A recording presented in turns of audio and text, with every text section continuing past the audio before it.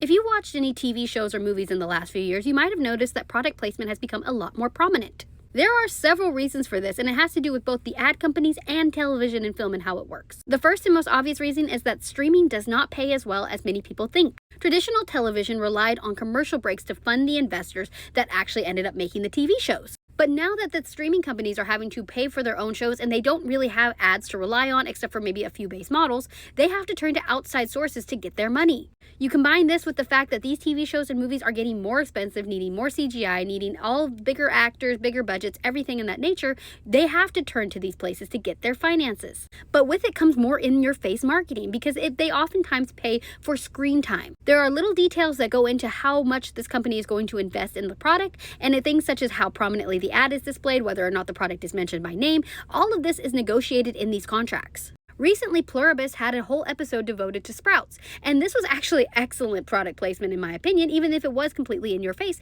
because it incorporated it into the storyline, and I would bet good money that Sprouts paid a lot of money for this product placement. But this has worked out incredibly well for advertising agencies as well, as they have lost other forms of media that they used to rely on, such as, do you remember back in the day when we would watch a DVD, it would often play ads prior to watching the film? Many people here probably remember Disney's Fast Play, which before a DVD would play, it would automatically start the ads unless you were really quick with the main menu button.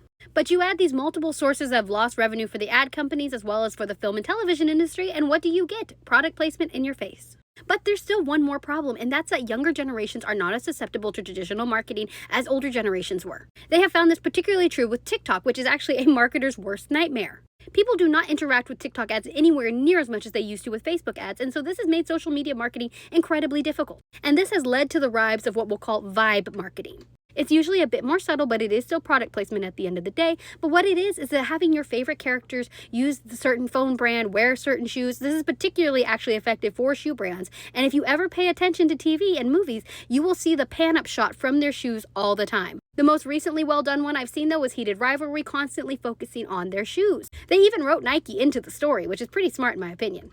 And once you notice how often they focus on shoes in particular in product placements, you will never unnotice it, I promise you. And to be honest, I don't mind it whenever it's done well and it even adds to the story in some way, because let's face it, these people would probably be using brands we use every day if it's set in the real world.